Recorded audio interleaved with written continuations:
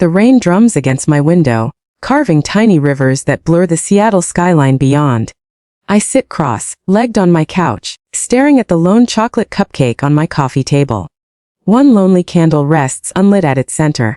30 years old today, the big 3-0, and absolutely nobody remembers. I check my phone for the 15th time in 10 minutes. No missed calls, no messages, just the empty screen reflecting my face back at me. The clock on the wall strikes 8 p.m. with quiet finality. Something inside me sinks. It's official now.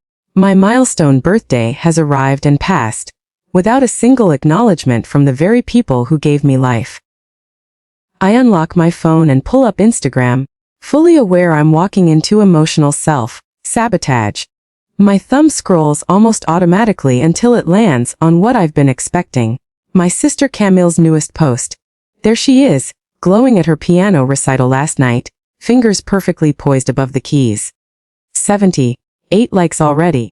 My mother's comment sits at the top. Our brilliant star. Your father and I couldn't be prouder of your magnificent performance. Then Dad's comment. That's my girl. Even Mozart would be jealous. I feel that same tightness in my throat. 30 years of this exact cycle, and it still cuts like the first time.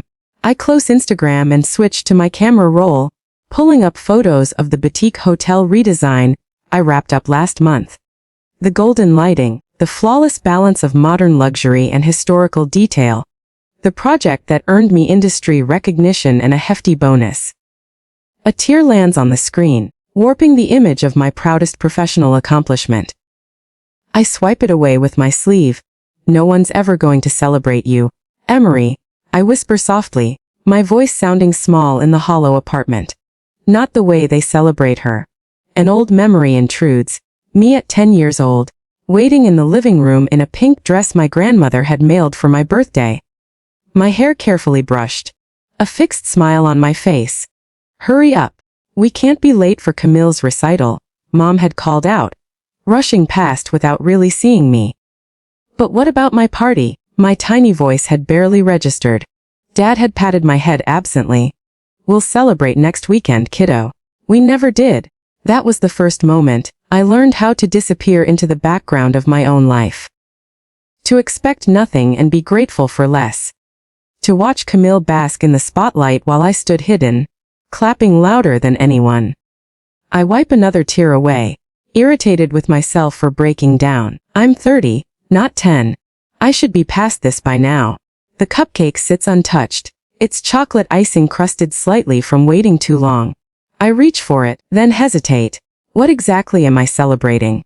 Another year of invisibility. Another milestone passed in silence while my family forgets I exist. No, not this time. I square my shoulders and flip open my laptop. My bank account balance flashes on the screen, 342.16, the product of years of careful saving and the recent $68,000 bonus from the hotel project. Money no one knows about because no one has cared enough to ask. I study the numbers, my finger hovering above my phone. The thought forming feels reckless, almost dangerous. And yet, for the first time all evening, my heart beats with something besides disappointment. I hit the call button. Seattle Audi, this is Trevor speaking. How may I help you today? A cheerful voice greets me. Hi, I reply, steadier than expected. I was wondering if you have any Q5s in stock. Yes, we do. Several models, actually. Would you like to come in for a test drive? I glance at the uneaten cupcake, the rain-streaked window, the silent phone that hasn't rung all day. Actually, I'm thinking of buying one. Today. Today. Trevor's voice carries surprise. Well, we're open for another hour. If you're serious, I'd be glad to begin the paperwork. I am, I reply, feeling determination rise inside me. I'm very serious. I end the call and stand, catching my reflection in the window. For a moment, I barely recognize myself. The straightened posture, the lifted chin, the gleam in my eyes that looks almost like defiance. If they won't celebrate me, I tell my reflection, then I'll celebrate myself. I grab my keys and wallet, leaving the lonely cupcake behind. The rain has stopped, and beyond the clouds, there might even be stars. For the first time in 30 years, I'm going to give myself the gift I deserve. Have you ever had to celebrate your own milestone because no one else remembered? Share in the comments below. 40 minutes later, the Audi dealership glows beneath spotlights, the showroom floor sparkling like wet pavement after a storm. I push through the glass doors, my heart pounding a nervous rhythm against my ribs. A man in a crisp button-down approaches, wearing the polished smile of someone practiced at sizing up a customer. Welcome to Seattle Audi. I'm Trevor. His handshake is firm, self-assured. What brings you in tonight? I called earlier about the Q5. My voice sounds steadier than I feel. I'd like to buy one. Today. Thanks for watching.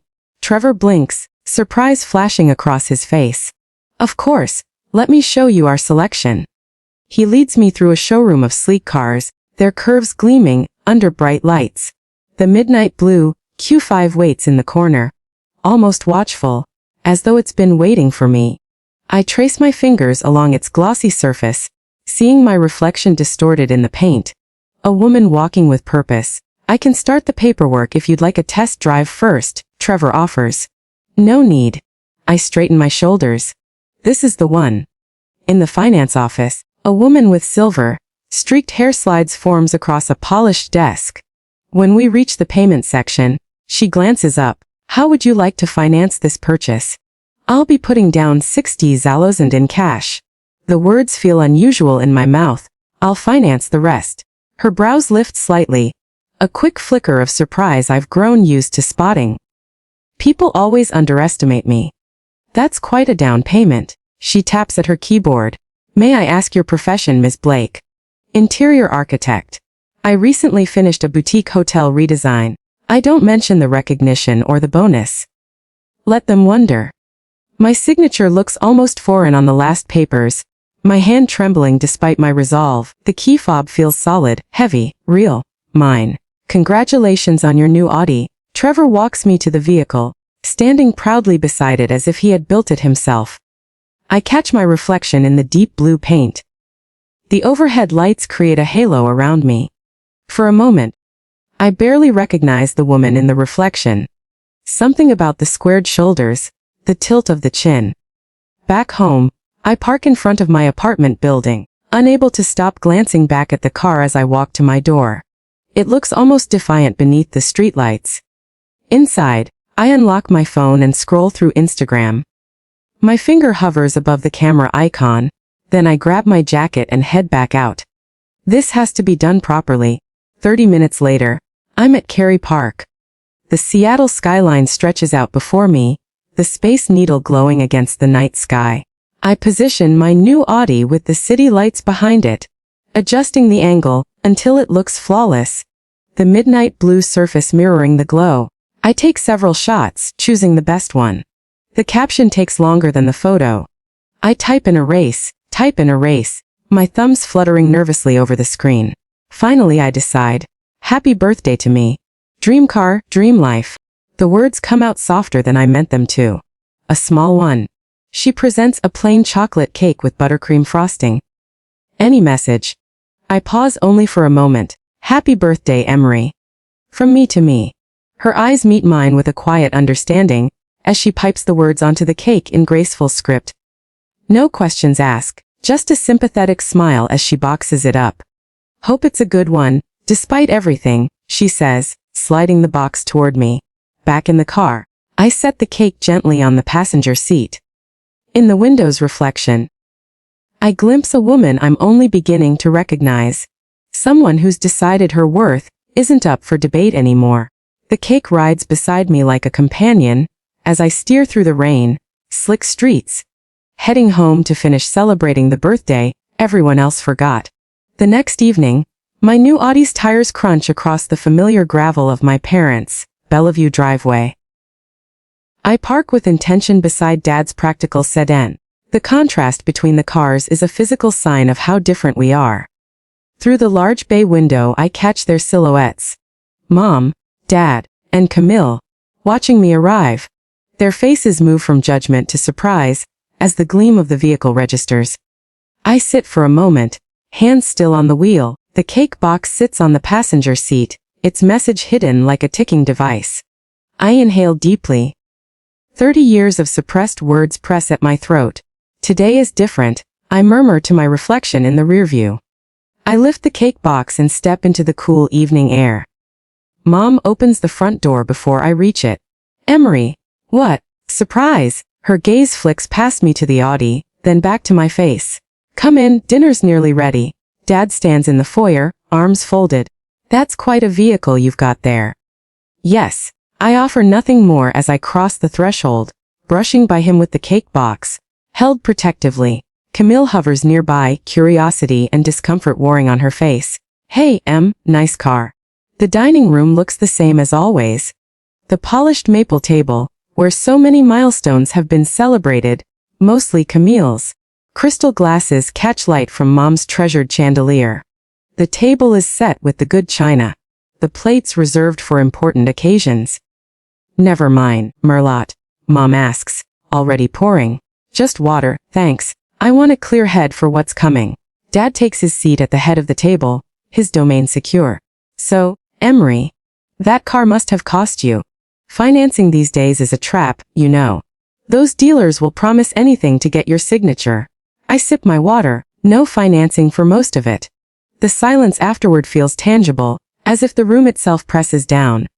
Mom busying herself to serve pot roast, her specialty, while Dad clears his throat again and again. Camille keeps glancing between us, sensing the current.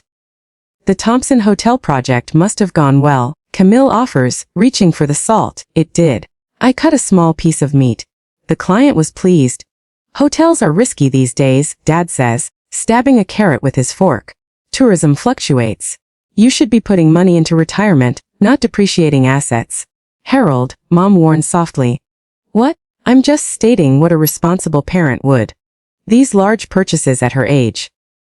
I continue eating deliberately, letting him talk. The same dismissal, a different day. I've heard versions of this lecture my whole life.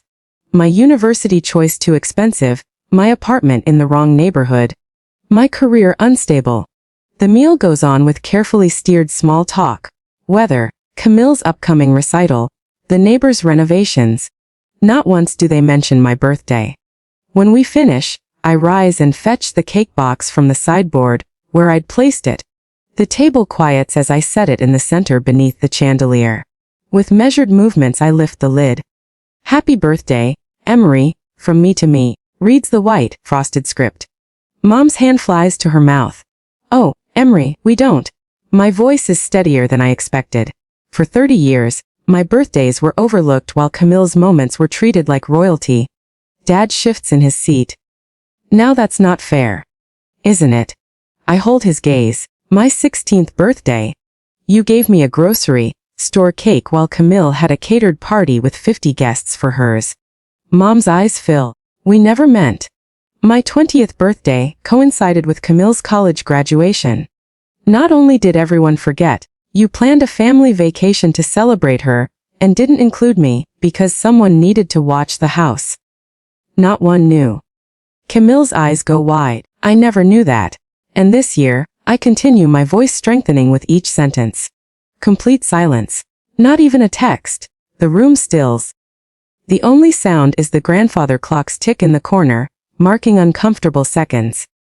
I stand straighter, shoulders back. I gave myself the gift I deserved, and I don't need anyone's approval. But $50,000 on a car. Dad sputters. It's irresponsible. Is it? The hotel project I just finished. The one none of you asked about. I transformed a struggling property into a destination. I increased their revenue by 35%. Earned an industry award. I paused to let my achievements land, and mention a $68,000 bonus. Mom gasps softly. That's my money. Earned through my skill and hard work. After years of invisibility in this family, I decided to finally recognize my own worth. Mom dabs at her eyes with a napkin. We never meant to make you feel that way. It's not about intention. I keep my tone even though my heart pounds. It's about 30 years of repeated actions. It's about building a family dynamic where one child matters and the other does not. Dad stares at his plate, unusually silent. Camille reaches for me, then pulls back. I never realized. I was so caught up in myself, in all the attention. I should have noticed. Yes, you should have. The words are sharper than intended. But I don't apologize. You aren't the architect of this family structure. You simply benefited from it. I turned back to my parents. I don't expect you to suddenly celebrate me. That ship sailed long ago. What I want is for you to understand that I now celebrate myself. I value myself, and I won't apologize for it. Dad clears his throat. Emery, families are complicated. We have always been proud of you. Have you? When was the last time you came to one of my design showcases? When did you ever put my project photos on the mantle beside Camille's recital programs? When did you ever introduce me first when meeting new people? Mom's tears fall fully now. Dad looks stunned, as if seeing me clearly for the first time. I rise and gather my purse. I'm not asking for apologies or promises to change. I'm simply stating facts. This family's dynamic has been unbalanced for 30 years, and I've stopped accepting it as normal. I close the cake box, leaving it in the center of the table. The cake is chocolate, Dad's favorite. My smile feels unfamiliar. Consider it my birthday gift to all of you. Raindrops scatter across my windshield like little diamonds, each catching the glow of Seattle's lights. I steer my Audi through quiet streets, fingers wrapped around the leather wheel. With every mile from my parents' Bellevue home, the tension in my chest eases. The confrontation replays.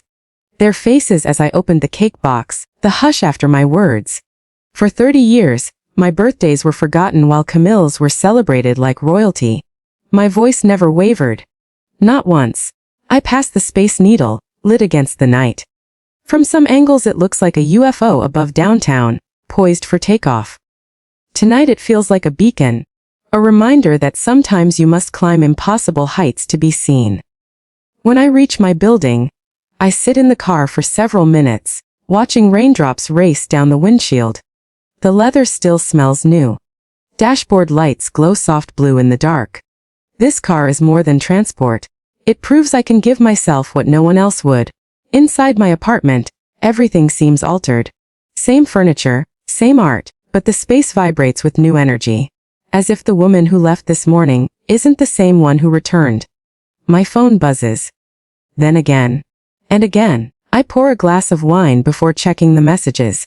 3 from Mom, 1 from Dad, 1 from Camille.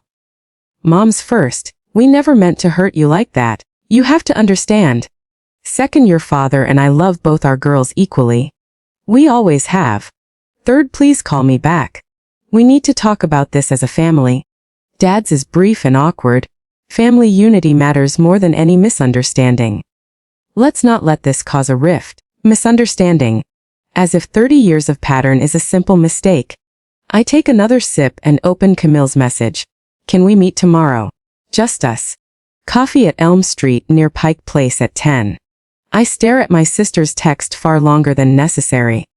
Of all the possible reactions, Camille wanting to meet me alone was the one I hadn't considered. My thumb hovers over the screen before I finally type. I'll be there. To my parents, I send nothing. Morning arrives draped in a thin veil of fog over Elliott Bay. I get to the cafe 10 minutes early and choose a window seat, where I can keep watch.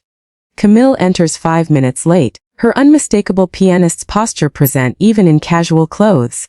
Our eyes meet. There's something in her face. Vulnerability, that I've rarely witnessed in my flawless sister. I got you a lat. I say as she sits, thanks. She cups the mug but doesn't drink. A.M. Her voice cracks, tears brimming. I freeze, stunned. In 3 decades, I've only seen Camille cry twice. When she broke her wrist, at 14, and feared she'd never play again. And when her Juilliard acceptance letter arrived, I never saw it until now. She whispers, blinking rapidly. I was so wrapped up in my own life. The words hang heavy between us. The first genuine confession we've exchanged as adults. Did you really never notice? I ask softly. All those years. She looks down at the untouched coffee. I think I assumed you were fine with it. You always cheered the loudest at my recitals. But no one ever showed up to your architecture exhibits. Not even me. Her admission burns, though it's nothing I didn't already know. I never once stood up for you. She continues, steadier now. Not when Mom and Dad forgot your high school graduation party. Not when they rescheduled your college graduation dinner because of my summer concert. I was blind to my privilege in our family. She reaches across the table, taking my hand. I let her hold it but remain silent. What answer exists for a lifetime of being unseen? I'm so sorry, Emery. 4 words. Yet somehow they land heavier, more sincerely, than anything our parents could say. Later that week, my phone rings. Mom's number. I nearly send it to voicemail but answer instead. Emery. She says carefully. I was looking at your company website. The hotel redesign you did last year. It's beautiful. The praise feels foreign. The next day, Dad calls. That car. He says, voice gruff. It suits you. From him, that's practically a love letter. Camille begins texting more often. She asks about my work, shares less about herself. In family group chats, she deliberately includes me, correcting our parents when they slip into old habits of forgetting my life. I observe these shifts with caution. 30 years of patterns don't vanish in months. Still, it feels like the first crack in a dam that held too long. At night, I trace the Audi key fob on my coffee table. The object that broke the spell. I wonder if families can truly change, or if we're just trading roles in the same tired play. The rain returns, pattering against my windows. But tonight, it doesn't sound mournful. It sounds like applause. A week later, raindrops tap a soft rhythm on my windshield as I drive across Lake Washington toward Bellevue. The car still carries that subtle new leather scent, reminding me of transformation each time I grip the wheel. My phone buzzes with another text from Mom. The 3rd today. We're so looking forward to seeing you, sweetheart. Drive safely. I tap my fingers on the wheel, still adjusting to this version of Margaret Blake. The one who remembers to text, asks about my work, seems intent on including me. The invitation came 3 days ago. Special family dinner Friday. Nothing fancy. Just the 4 of us. Her voice had wavered, almost nervous. I nearly said no.